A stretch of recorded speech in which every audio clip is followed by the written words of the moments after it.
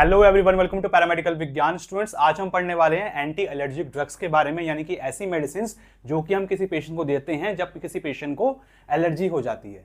तो एलर्जी के टाइम पे कौन कौन सी दवाइयाँ दी जाती हैं, सबको हम अच्छे से पढ़ने वाले हैं। सारे आपको फेमस ब्रांड बताने वाला हूँ, डोज कितनी कब देते हैं तब बताने वाला हूँ, कौन सी एलर्जी में आपकी कौन सी मेडिसिन हम देंगे वो बताने वाला हूँ। सबको हम अच्छे से कैटेगराइज करके पढ़ने वाले हैं। तो देखो, वीडियो को अभी से आप लाइक कर दो और अगर चैनल पहली बार आया तो चैनल को सब्सक्राइब जरूर कर लो। तो देखो, एंटी एलर्जिक ड्रग्स क्या होता है। एंटी का मतलब आपको बताया था मैंने, अगेंस्ट, खिलाफ काम करने वाली। किसके खिलाफ काम करेंगी? एलर्जी के खिलाफ काम करने वाली मेडिसिन क्या कहलाती हैं? एंटी एलर्जिक ड्रग्स कहलाती हैं। एंटी एलर्जिक ड्रग्स होता क्या है? These are the medicine that are used to treat symptoms. ये क्या करेंगी? सिम्टम्स को ट्रीट करेंगी। क्या करती हैं? एंटी एलर्जिक ड्रग्स सिम्टम्स को ट्रीट करती हैं। किसके सिम्टम्स को ट्रीट करेंगी? एलर्जिक रिएक्शन के सिम्टम्स को ट्रीट करेंगी। किसी पेशेंट को जब एलर्जी हो जाएगी, उसकी वजह से जो रिएक्शन होगा, उस रिएक्शन के सिम्टम्स को ट्रीट करेंगी। सिम्टम्स कैसे होते हैं? जैसे कि अपना छींक आना, नाक बहना, खुजली हो जाना, ठीक है, आपका अस्थमा हो गया, रैशेस पड़ जाते हैं, निशान बहुत ज्यादा पड़ जाते हैं। तो ये सब क्या है? आपके सिम्टम्स हैं एलर्जिक रिएक्शन के। और इस सिम्टम्स को ट्रीट करने के लिए, इन सिम्टम्स को ठीक करने के लिए हम ये एंटी एलर्जिक मेडिसिन देते हैं। ठीक है, ये कैसे काम करती हैं? They are work by blocking. ये क्या करती हैं? ब्लॉक कर देंगी। किसको ब्लॉक कर देंगी? हिस्टामिन्स को ब्लॉक कर देंगी, ल्यूकोट्राइन्स को ब्लॉक कर देंगी, आपका जो मास्ट सेल है उसको स्टेबलाइज कर देंगी। ठीक है, इस तरीके से काम करती हैं। अब तीनों वर्ड क्या है? ये हिस्टामिन हो गया, ल्यूकोट्राइन्स हो गया, मास्ट सेल्स हो गए। ये क्या करते हैं ना, ये बहुत इंपॉर्टेंट रोल प्ले करते हैं आपका एलर्जिक रिएक्शन में। अगर ये इसको ब्लॉक कर देंगी या स्टेबलाइज कर देंगी तो क्या होगा? आपके सिम्टम्स जो होंगे वो ठीक होने लग जाएंगे। ठीक, तो ये इस तरीके से काम करती है। अभी आपको और अच्छे समझ में आएगा। देखो, जब हम कैटेगरी करके कैटेगराइज वाइज समझेंगे तो देखो, अभी एंटी एलर्जिक ड्रग्स होता क्या है। एंटी एलर्जिक ड्रग्स में ना आपके देखो 5 कैटेगरी हैं। 5 कैटेगरी में इसको डिवाइड कर रखा है। 3 तो अभी हमने देखे, एंटी हिस्टामिन, ठीक है, एंटी हिस्टामिन आ गए, मास्ट सेल स्टेबलाइजर आ गए, और अपने leukotrienes receptor antagonist. Leukotriene receptor, leukotriene के रिसेप्टर्स जो होंगे उसके ऊपर, उसके खिलाफ काम करने वाले एंटागोनिस्ट जो खिलाफ काम करते हैं। मैंने आपको बता रखा है पहले एंटागोनिस्ट क्या होते हैं। ठीक, ये 3 तो अपने डायरेक्ट हैं। इसके अलावा आपके कुछ कॉर्टिकोस्टेरॉइड्स भी होते हैं, कुछ स्टेरॉइड्स भी होते हैं जो कि एलर्जी में अच्छा काम करते हैं, एलर्जी में काम करते हैं, दिए जाते हैं। जैसे स्टेरॉइड्स अपने बहुत सारे हैं, बहुत बार पढ़ोगे आप कॉर्टिकोस्टेरॉइड्स, स्टेरॉइड्स आप बहुत बार पढ़ोगे। लेकिन एलर्जी के लिए कौन से स्टेरॉइड्स दिए जाते हैं वो आपको बताऊंगा। इसके अलावा डीकंजेस्टेंट्स कौन से दिए जाते हैं एलर्जी में वो बताऊंगा। ठीक है, तो आपका जो एंटी हिस्टामिन है इसमें देखो क्या है, H1 ब्लॉकर है। H1 क्या होता है? सपोज कर लो ये कोई सेल है, इस सेल के ऊपर एक रिसेप्टर है जिसका नाम हमने क्या रख रखा है? H1। इस H1 को क्या कर देगा? ये ब्लॉक कर देगा। एंटी हिस्टामिन, एंटी मतलब खिलाफ, हिस्टामिन के खिलाफ काम करने वाले। इसमें देखो 2 आते हैं, फर्स्ट जनरेशन एंटी हिस्टामिन और सेकंड जनरेशन एंटी हिस्टामिन। तो सबसे पहले हम पढ़ते हैं एंटी हिस्टामिन के बारे में। एंटी हिस्टामिन क्या होता है? These are the drugs that block the action of histamine। Anti मतलब खिलाफ, हिस्टामिन के एक्शन को ब्लॉक कर देगा। ये हिस्टामिन का जो भी काम था उसको ये नहीं होने देगा। कहाँ पे काम नहीं होने देगा? H1 रिसेप्टर पे काम नहीं होने देगा। आपको बताया H1 रिसेप्टर है। H1 रिसेप्टर क्या करेगा? जो कि रिस्पॉन्सिबल है एलर्जिक सिम्टम्स के लिए। H1 रिसेप्टर पे अगर हिस्टामिन अगर हो जाएंगे, काम करेंगे, तो आपका एलर्जिक सिम्टम्स पेशेंट को होंगे। अब वो H1 रिसेप्टर पे हिस्टामिन के एक्शन हिस्टामिन कोई काम नहीं करने दे रहा, जिसकी वजह से एलर्जी के सिम्टम्स होंगे ही नहीं। एलर्जी के कैसे सिम्टम्स हो सकते थे? आपका नाक बहना हो गया, ठीक है, छींक आना हो गया, खुजली हो गई, स्वेलिंग हो गई, अस्थमा वगैरह टाइप, ये सब चीजें अपना क्या है? एलर्जी के सिम्टम्स हैं। तो ये नहीं होंगे अगर हम एंटी हिस्टामिन पेशेंट को देंगे तो। टाइप्स देखो, इसमें 2 आते हैं, फर्स्ट जनरेशन और सेकंड जनरेशन। सबसे पहले हम देखते हैं फर्स्ट जनरेशन, और इसके अंदर हम कौन कौन सी मेडिसिन आती हैं वो देखेंगे। ठीक है, सारी की सारी आपको बढ़िया वाली मेडिसिन बताऊंगा, बहुत ज़्यादा जो फेमस है। देखो, आपकी फर्स्ट जनरेशन एंटी हिस्टामिन जो है, इसमें इसको क्या बोलते हैं? These are the older drugs. ये कैसी होती है? ओल्डर ड्रग्स होती हैं। Easily cross the blood brain barrier. जो हमारा ब्लड ब्रेन बैरियर होता है उसको ये क्रॉस करके ब्रेन में एंटर कर जाती हैं। ब्रेन में एंटर कर जाती हैं, इसी वजह से ये कैसी होती हैं? सिडेटिव होती हैं। सिडेटिव मतलब कि पेशेंट सो जाएगा इसको खाने के बाद, पेशेंट को नींद आती है, ठीक है। यूज्ड इन एलर्जीज, एलर्जी में यूज करा जाता है, मोशन सिकनेस में यूज करा जाता है इनका। मोशन सिकनेस मतलब कि कोई ट्रैवल कर रहा है, ट्रैवल करते टाइम पे उसको घबराहट हो रही है। कोल्ड के सिम्टम्स को ट्रीट करने के लिए हम इन फर्स्ट जनरेशन एंटीहिस्टामिन्स हम यूज करते हैं। ड्रग्स देखो इसमें कौन कौन सी आती हैं आपकी, क्लोरफेंड्रामाइन, डाइफेनहाइड्रामाइन, हाइड्रोक्सीजिन, प्रोमिथाजिन, ये सारी इसमें ड्रग्स आती हैं। सबसे पहले आप देखो क्लोरफेंड्रामाइन। क्लोरफेंड्रामाइन में आप देखो फेंड्रामाइन, आपने एविल का नाम सुना होगा, बहुत ज्यादा फेमस है अपना एविल 25, ठीक। ऐसी ड्रग्स होती हैं जो कि शेड्यूल एच कैटेगरी के अंदर आती हैं। अब ये जब आपको सारी कैटेगराइज पढ़ा दूंगा ना, कैटेगरी सारी ड्रग्स की पढ़ा दूंगा, उसके बाद आपको बताऊंगा शेड्यूल क्या होता है, ड्रग शेड्यूल, कि कौन सी मेडिसिन आपको केमिस्ट ईजिली दे देते हैं, और कुछ मेडिसिन ऐसी होती हैं जो कि केमिस्ट जो होते हैं वो आपको प्रिस्क्रिप्शन पे ही देंगे। कुछ मेडिसिन ऐसी होती हैं इसको मतलब कि केमिस्ट रिकॉर्ड करके रखेगा कि ये अगर मेडिसिन है किसको दी है और कितना ml दी है या फिर कितनी टैब दी है, सब कुछ लिखना पड़ता है। कुछ मेडिसिन होती हैं आपको लॉकर वगैरह में रखनी पड़ती हैं, तो बहुत आपकी अलग अलग कैटेगरीज होती हैं, वो सब हम देखेंगे। एविल है, एविल 25 कब देते हैं, एसओएस बेसिस पे, जब भी इमरजेंसी होगी। जैसे कि सपोज करो किसी को किसी ने गलत मेडिसिन खा ली, उसकी वजह से किसी पेशेंट को रिएक्शन हो गया, reaction from any other medicine, तो उस टाइम पे हम क्या देते हैं, पेशेंट को डायरेक्ट एविल देते हैं कि एविल लो। इसके अलावा एलर्जी के लिए भी एविल अपनी काम करती है, बहुत अच्छी काम करती है एविल। ओके, देखो आपका डाइफेनाइड्रामाइन। डाइफेनाइड्रामाइन, बेंड्रिल का आपने नाम सुना होगा। बेंड्रिल दो आती है अपनी, ड्राई कफ वाली, वेट कफ वाली। ये अपनी कैसी है, वेट वाली है, ड्राई वाली में डीआर लिखा होता है। ये देखो इसमें क्या है, अपना डाइफेनाइड्रामाइन है, ठीक। कैसे देनी होती है, 2.5 से 10 ml लिखा होता है इसके ऊपर, बच्चों के लिए कितनी है, ठीक है, एडल्ट को कितनी लेनी है, 2 या 3 बार दिन में लेनी होती है उनके कंडीशन के हिसाब से। कफ में, एलर्जी में ये हम देते हैं। इसके अलावा आप देखो हाइड्रोक्सीजिन। हाइड्रोक्सीजिन में आपने नाम सुना होगा एट्रेक्स का। एट्रेक्स 10 mg, 10 से 25 mg की गोलियां आती हैं ये, ठीक है, दिन में 2 बार लेनी होती हैं। एंजाइटी में, खुजली में ये एट्रेक्स अपनी दी जाती है, डॉक्टर रेड्डी की कंपनी की मेडिसिन है, ये बहुत अच्छी है एट्रेक्स। देन इसके बाद आप देखो प्रोमिथाजिन। प्रोमिथाजिन जो है वो ज़्यादातर हम यूज़ करते हैं किस में, मोशन सिकनेस में। मोशन सिकनेस में हो गया, नॉजिया वॉमिटिंग में हो गया, ये क्या है, एंटीमेटिक भी है। एमेटिक मतलब वॉमिटिंग, उल्टी में भी काम करेगी। जब कोई पेशेंट ट्रैवल कर रहा है बस वगैरह में, पहाड़ वगैरह में, तो बहुत सारे लोगों को क्या होता है, मोशन सिकनेस होती है, ठीक है, वॉमिटिंग वगैरह आती है, जी मचलाता है, तो उस टाइम पे हम पेशेंट को एवोमिन प्रिस्क्राइब करते हैं, ठीक। इसके अलावा एलर्जी में भी काम करती है आपकी एवोमिन। एलर्जी के लिए अगर हम यूज़ कर रहे हैं तो रात में एक बार पेशेंट को देते हैं 25 mg की गोली, ठीक है। अब आप देखो second generation antihistamine. First generation हमने चारों देख ली, जो कौन कौन सी ड्रग्स थी, बहुत अच्छी मेडिसिन आपको बताई मैंने। आप देखो सेकेंड जनरेशन वाली एंटीहिस्टामिन। सेकेंड जनरेशन क्या है, बेसिकली न्यूअर एंटीहिस्टामिन है। वो कैसी थी, ओल्डर थी, ये कैसी हैं, न्यूअर हैं। ये कैसी होती हैं, नॉन सेडेटिंग होती हैं या फिर लेस सेडेटिंग होती हैं। वो कैसी थी, उनको खाने के बाद नींद आती थी, इसमें खाने के बाद नींद नहीं आएगी या फिर कम नींद आएगी, because they do not enter the brain easily, क्योंकि ये ब्रेन में एंटर नहीं कर रही हैं। वो क्या कर रही थी, ब्लड ब्रेन बैरियर को क्रॉस कर रही थी, ब्रेन में एंटर कर रही थी, इसकी वजह से पेशेंट को नींद आ रही थी फर्स्ट जनरेशन में। सेकेंड जनरेशन में पेशेंट को नींद नहीं आएगी। Used in allergic rhinitis. Allergic rhinitis, rhinitis मतलब क्या होता है, नाक बहना, उसको हम राइनाइटिस बोलते हैं, ठीक है। इसके अलावा आपका राइनो से आप याद रख सकते हो, आइटिस मतलब इन्फ्लेमेशन, राइनो मतलब नाक, आइटिस मतलब इन्फ्लेमेशन, नाक में इन्फ्लेमेशन वगैरह हो गई है, ठीक है, उस टाइम पे हम यूज़ करते हैं। अर्टिकेरिया में यूज़ करती हैं। अर्टिकेरिया में आपको दिखाऊंगा, अभी मैंने इमेज लगा रखी है, उसमें अलग अलग टाइप के निशान पड़ जाते हैं बहुत ज़्यादा, तो उसको हम अर्टिकेरिया बोलते हैं। इसके अलावा क्रॉनिक एलर्जीज में भी सेकेंड जनरेशन एंटीहिस्टामिन्स का यूज़ करा जाता है। इसमें आपकी 4 मेडिसिन हैं, लोराटिडिन, सिट्रिजिन, लीवोसिट्रिजिन, आपकी फॉक्सफेनिडिन। सबसे पहले आप देखो लोराटिडिन। लोराटिडिन में आपने नाम सुना होगा लॉरफास्ट, लॉरफास्ट का, ठीक है, कैडिला कंपनी की है लॉरफास्ट। डोज कितनी है इसकी, 10 mg, दिन में एक बार लेनी होती है। एलर्जिक राइनाइटिस में, राइनाइटिस नाक में जब इन्फ्लेमेशन हो जाती है, नाक बहती है, तब उस टाइम पे ये यूज़ करी जाती है, ठीक है, लॉरफास्ट। देन आप देखो सिट्रिजिन। सिट्रिजिन सेडजिन के नाम से आपकी आती है, ये डॉक्टर रेड्डी की है। अच्छी है मेडिसिन ये सिट्राजिन सेटजिन, 10 mg की, ठीक है, रात में एक बार लेनी होती है।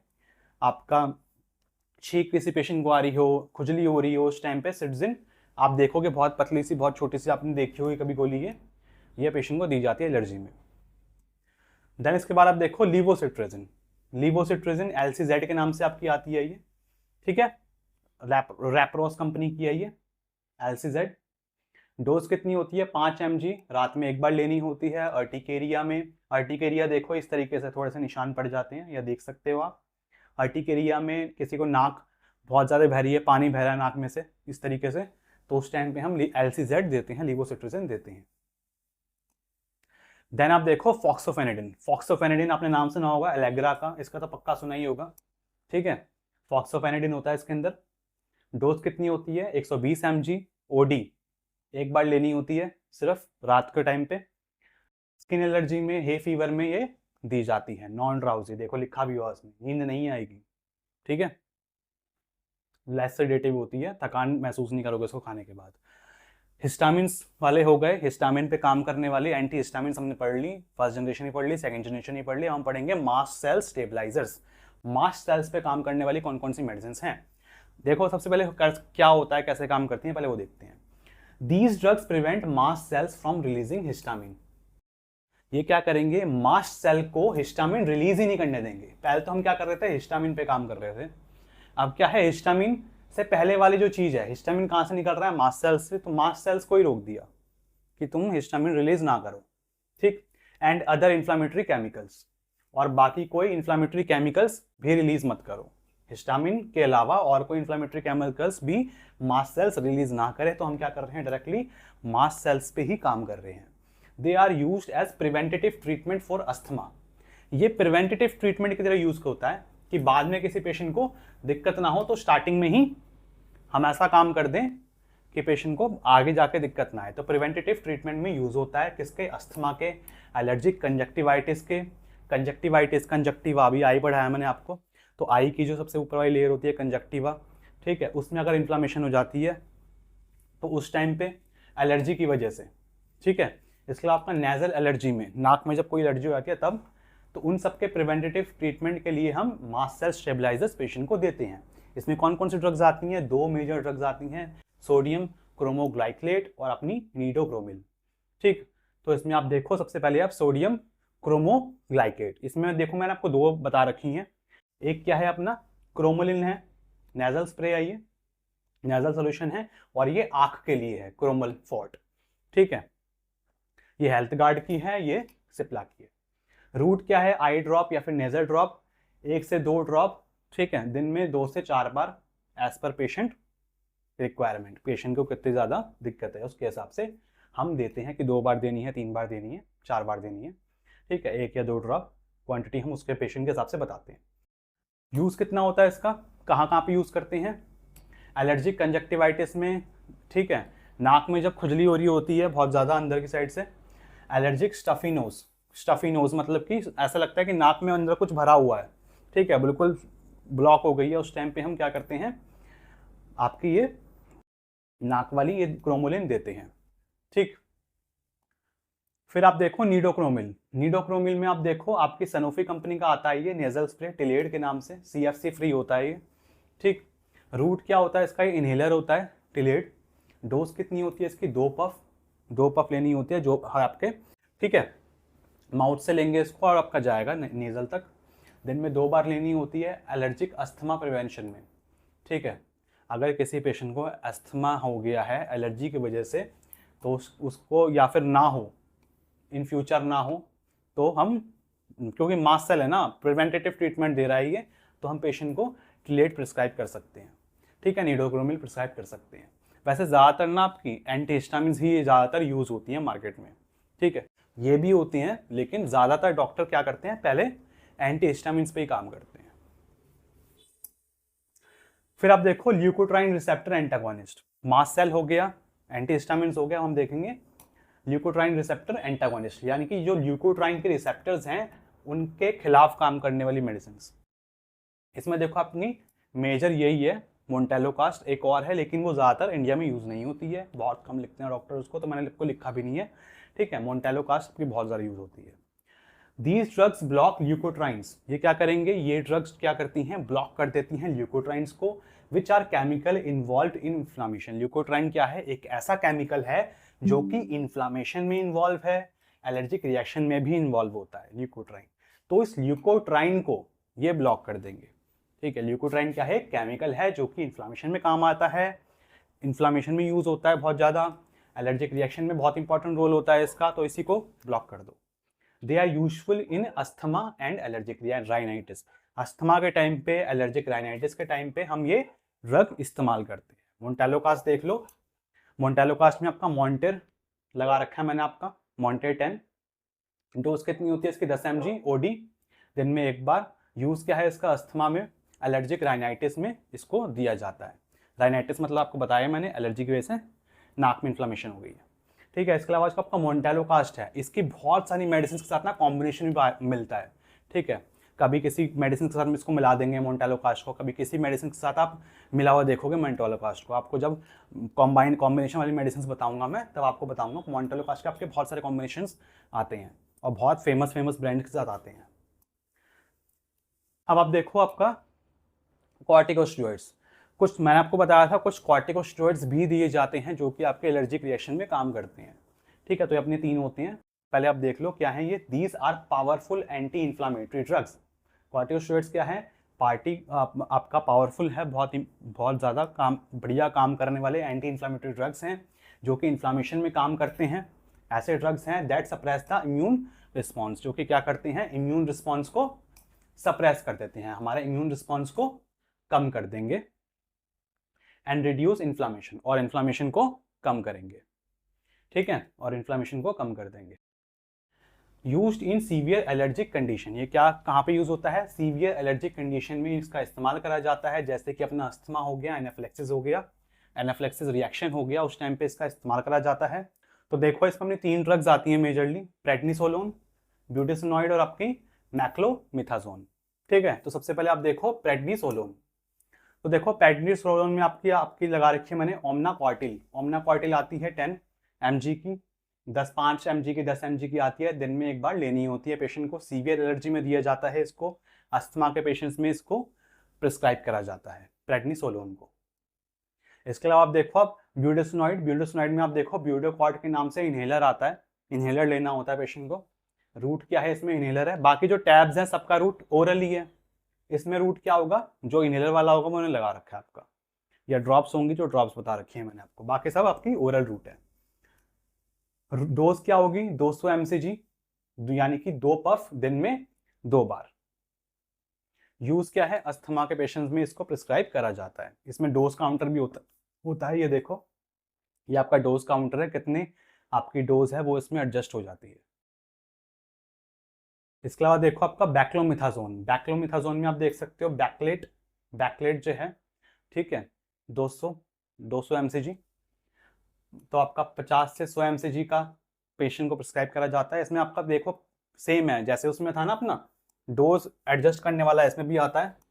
ठीक, और आपका ये इनहेलर होता है 50 से 100 mcg, इसको लेना होता है दिन में 2 बार।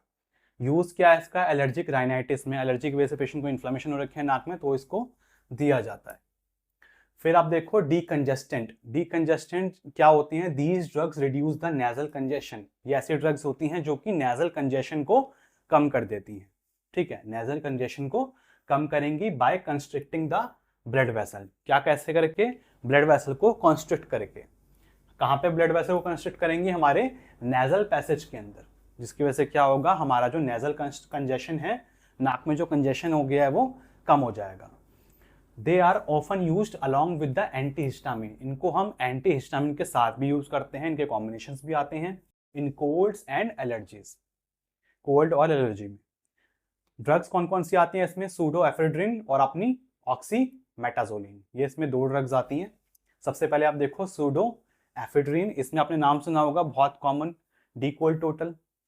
ठीक है, पहले हरे कलर का पत्ता आता था, अब ये लाल कर दिया थोड़ी सी पैकेजिंग, तो डीकोल टोटल ये आपका क्या है, सूडोएफेड्रिन ही है।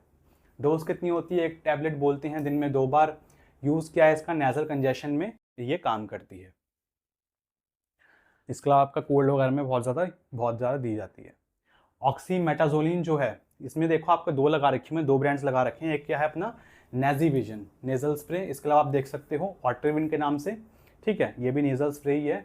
नेजल ड्रॉप्स नेजल स्प्रे ये आते हैं, 1 ड्रॉप लेनी होती है हर नथुने में, ठीक है, 2 नॉस्ट्रल्स है ना, तो एक एक नॉस्ट्रल्स में आपको 1 ड्रॉप डालनी होती है, या फिर एक बार स्प्रे करना होता है दिन में 2 बार।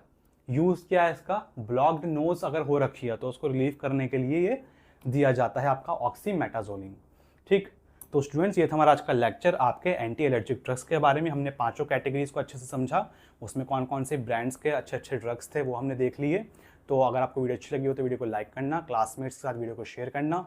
मिलते हैं हम बहुत जल्दी नेक्स्ट वीडियो में, तब तक के लिए बाय बाय।